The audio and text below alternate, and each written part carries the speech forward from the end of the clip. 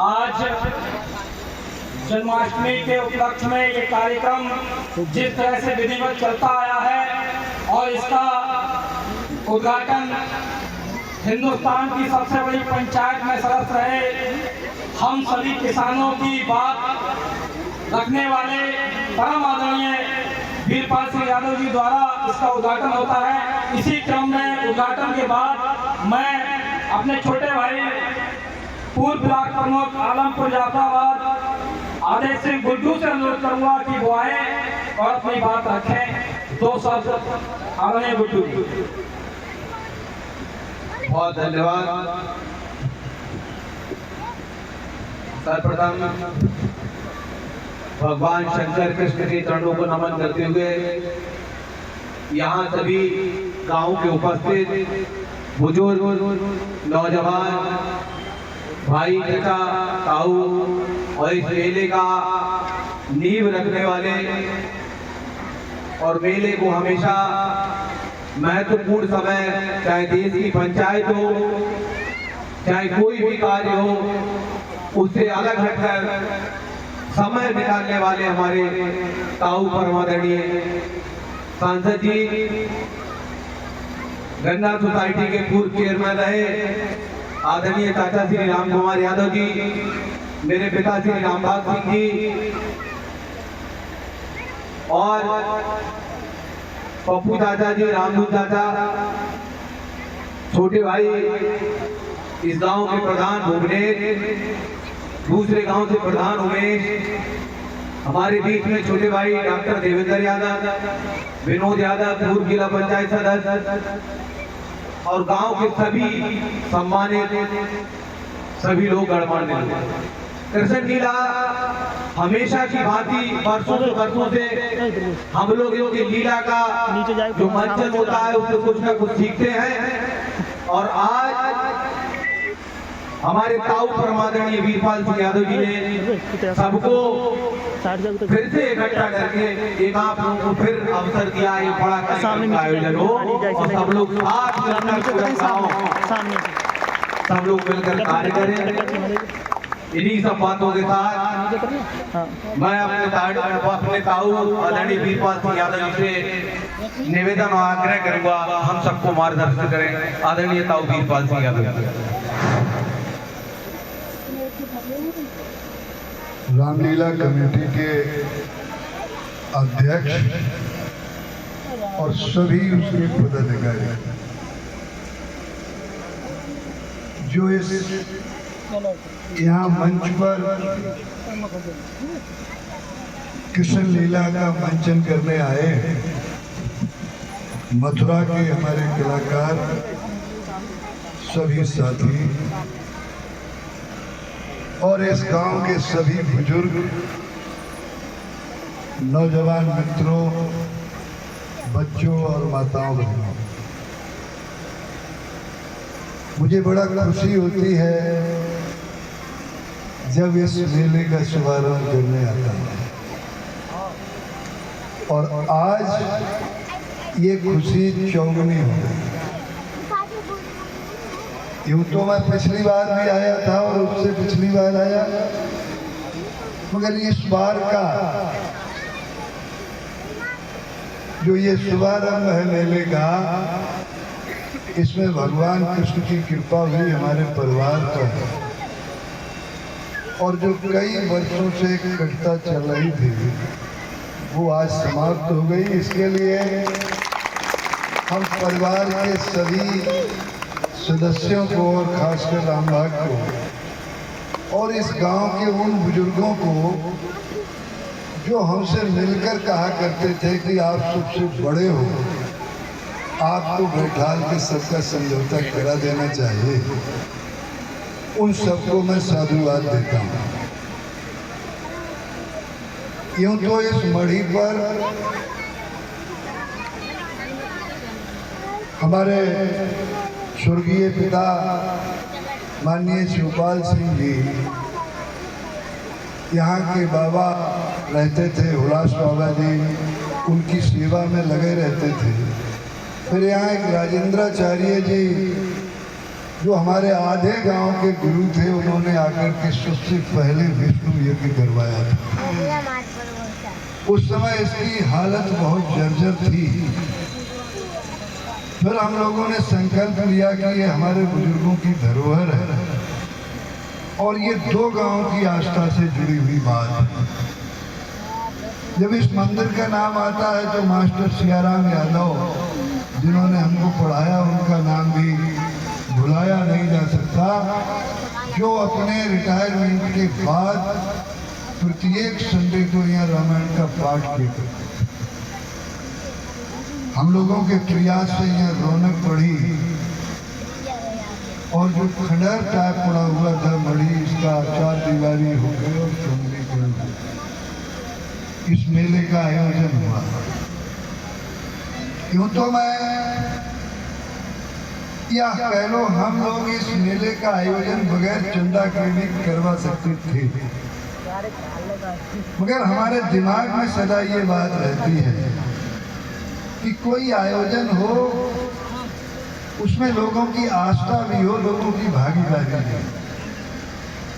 किसी का 100 रुपए या 500 रुपए देने से कोई नुकसान नहीं होता। उसे लगता है कि ये जो मेला लग रहा है इसमें हमारी भी भागीदारी है, हमारे भी 100 रुपए पड़े हुए। किराने को क्या है, हम ही ऊपर वाले ने इतना सक्षम बनाया है कि हम करवा दें, मगर उसमें वो सोवरनेस नहीं आती है जो सब गांव पूरा मिलकर के, जैसे हम अकेले किसी को खाना खिलवा दें और एक सहबोज हो, सब लोगों को मिलकर के चंदा इकट्ठा करके खाना बने, उसमें तो स्वाद ज्यादा हो जाता है। इसलिए हम गांव वालों से सदा कहते हैं कि कोई जोर दबाव नहीं। हमने कमेटी के मेंबरों से भी कहा कि किसी पर कोई जोर दबाव नहीं, जो अपनी आस्था से दे उसका रख लो। 10 रुपए देने वाले का भी उतना ही सम्मान करो जितना कि 10,000 देने वाले का होगा। तो इस मेला की शोभरनेस बढ़ जाएगा। इस मेला के माध्यम से यहाँ इन गांव में, ये 4-5 गांव यहाँ पर हैं, कोई ऐसा साधन नहीं, कोई ऐसा आयोजन नहीं जो हमारे पूर्वजों की याद दिलाए कि हमारे पूर्वजों ने क्या किया। तो आप लोग जब आते हो और इन लोगों को बताते हो, तो अगर 500 लोग इसे देखते हैं तो मुझे पूरी आशा है कि 5 लोग तो सुधर ही जाते हो। अगर 500 नहीं, 5 लोगों के तो दिमाग में इस कृष्ण लीला का मंचन आ ही जाता होगा जो आप लोग करें।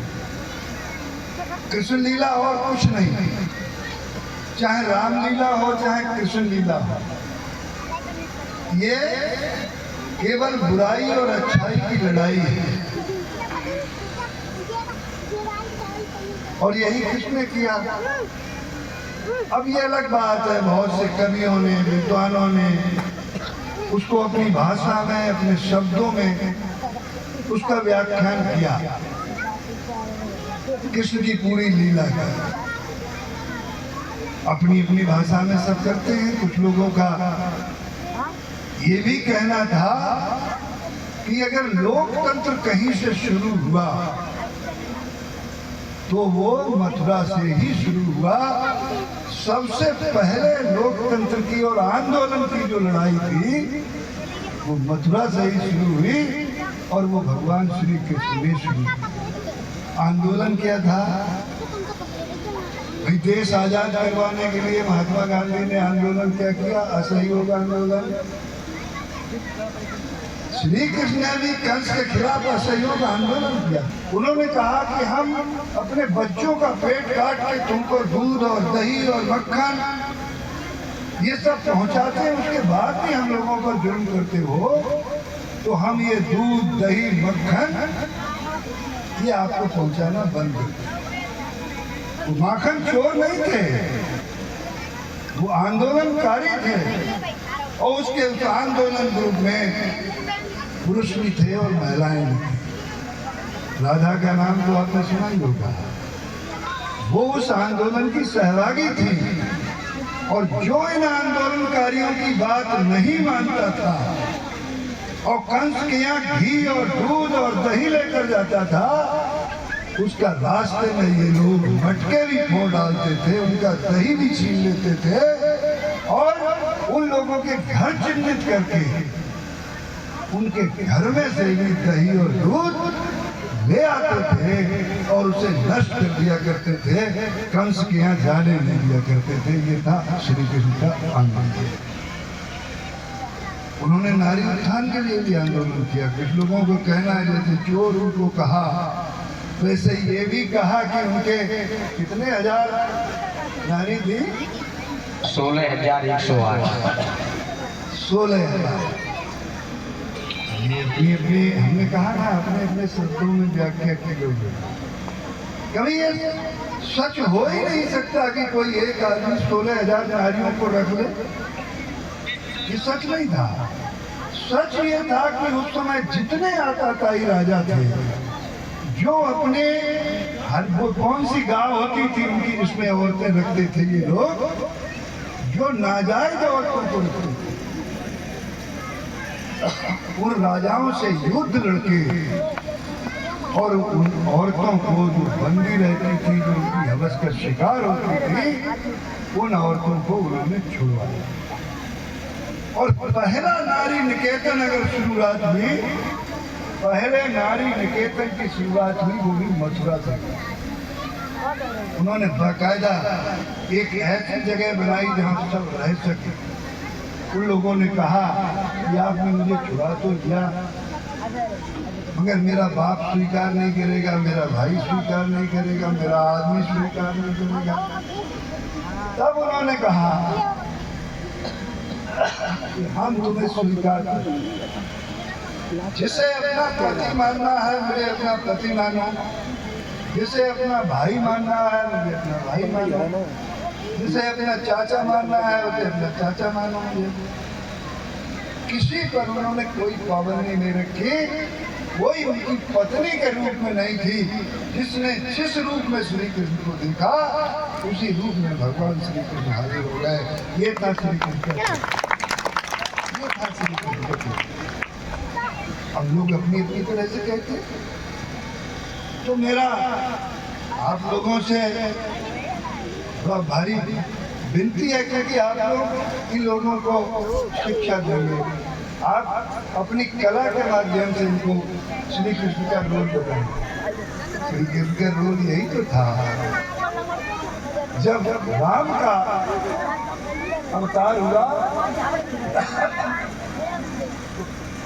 कौन साथ रहता था? लक्ष्मण। छोटे थे, भाइयों का प्रेम देख लिया होगा। रामायण उससे पहले बलराम थे, वो उनसे बड़े थे दोनों एक ही। चाहे लक्ष्मण कह लो चाहे बलराम कह लो, एक ही अवतार थे।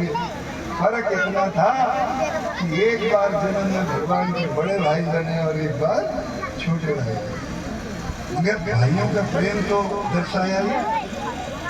भाई का कैसा प्रेम है ये भगवान श्री कृष्ण सीखो, राम से सीखो। बाप को कितनी इज्जत देनी है, माँ को कितनी इज्जत देनी है, ये भगवान राम से सीखो, भगवान कृष्ण सीखो। और केवल इतना सीख लो कि हमें किसको कितनी इज्जत देनी है, एक जगह बैठिए और किसी धर्म की जरूरत नहीं है।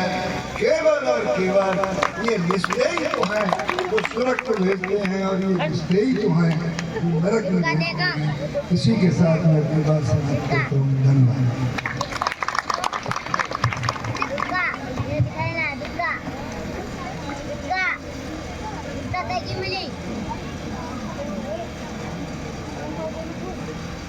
Thank you.